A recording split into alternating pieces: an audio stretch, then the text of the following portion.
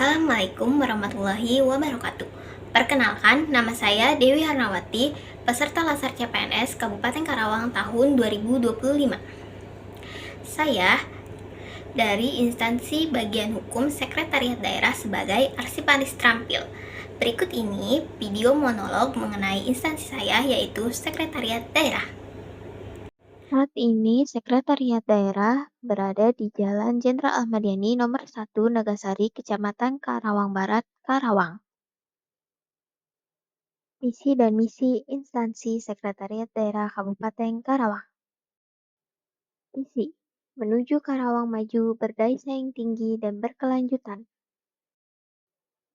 Misi: 1. Membangun SDM yang adaptif dan berkarakter.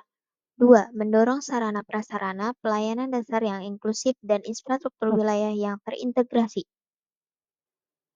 3. Mendorong pertumbuhan ekonomi berbasis potensi lokal serta iklim investasi yang ramah dan kondusif. 4.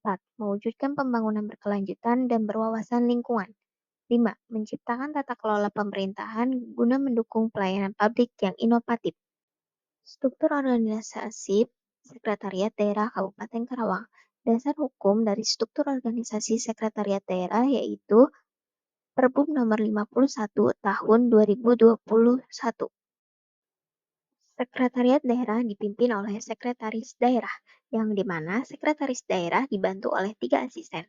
Asisten pertama yaitu Asisten Pemerintahan dan Kesra, yang membawahi bagian tata pemerintahan, bagian hukum, bagian kerjasama daerah, dan bagian kesejahteraan rakyat. Yang kedua, ada Asisten Perekonomian dan Pembangunan yang membawahi bagian perekonomian dan SDA, bagian administrasi pembangunan, dan bagian pengadaan barang dan jasa.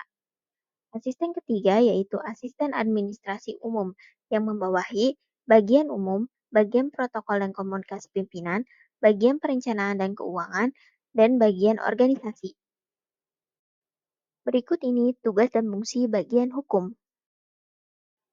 Bagian hukum mempunyai tugas pokok pelaksanaan sebagian tugas asisten pemerintahan dalam hal pelaksanaan penyiapan perumusan kebijakan daerah, pengkoordinasian perumusan kebijakan daerah, pengordinasian pelaksanaan tugas perangkat daerah, pelaksanaan pemantauan dan evaluasi di bidang perundang-undangan, bantuan hukum, dan dokumentasi dan informasi.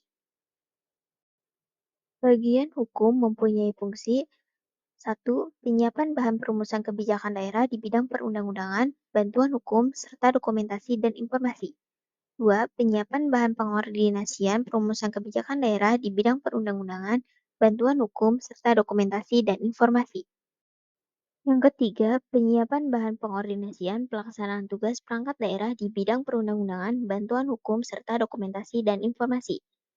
4. Penyiapan bahan pelaksanaan pemantauan dan evaluasi di bidang perundang-undangan, bantuan hukum, serta dokumentasi dan informasi. Dan yang kelima, pelaksanaan fungsi lain yang diberikan oleh asisten pemerintahan dan kesejahteraan rakyat yang berkaitan dengan tugasnya. Berikut contoh pelayanan di bagian hukum. Yang pertama, pelayanan dokumentasi dan informasi hukum. Menyediakan akses publik terhadap dokumen hukum seperti perda, perbum, keputusan, dan produk hukum lainnya yang dapat diakses melalui JDIH Karawang. Yang kedua, pelayanan bantuan hukum. Pelaksanaan fasilitasi bantuan hukum, konsultasi hukum, dan pertimbangan hukum serta perlindungan hukum bagi unsur pemerintahan daerah dalam sengketa hukum, baik di dalam maupun di luar pengadilan. Yang ketiga, pelayanan penyusunan produk hukum daerah.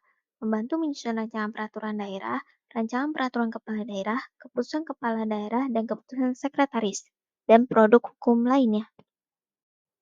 Tugas arsiparis terampil berdasarkan Permen Pan RB nomor 48 tahun 2014 dan Perka Andri nomor 4 tahun 2017. Arsiparis kategori keterampilan adalah arsiparis dengan kualifikasi teknis atau penunjang profesional yang pelaksanaan fungsi dan tugasnya serta wewenangnya mensyaratkan penguasaan pengetahuan teknis di bidang kearsipan.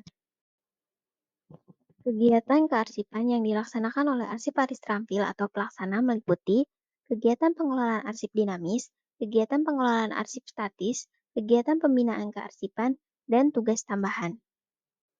Selanjutnya, Smart ASN. ASN yang memiliki profil nasionalisme, berintegritas, profesionalisme, hospitality, networking, menguasai IT atau digital literacy, menguasai bahasa asing, berwawasan global, entrepreneurship, untuk mewujudkan smart governance. Salah satu indikator dari Smart ASN yaitu literasi digital. Literasi digital yaitu ada digital skill, digital culture, digital ethic, dan digital safety. Digital skill mampu mengunggah, mengedit, dan mempublikasikan produk hukum ke portal JDIH. Digital culture yaitu publikasi produk hukum secara terbuka melalui website JDIH agar masyarakat mudah mengakses. Digital etik yaitu tidak menyebarkan rancangan peraturan, kontrak, atau dokumen hukum yang belum resmi ke media digital manapun.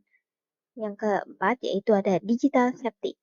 Melakukan backup arsip hukum digital secara rutin di server cadangan, contohnya seperti Google Drive. Sekian video monolog yang telah saya buat. Terima kasih. Wassalamualaikum warahmatullahi wabarakatuh.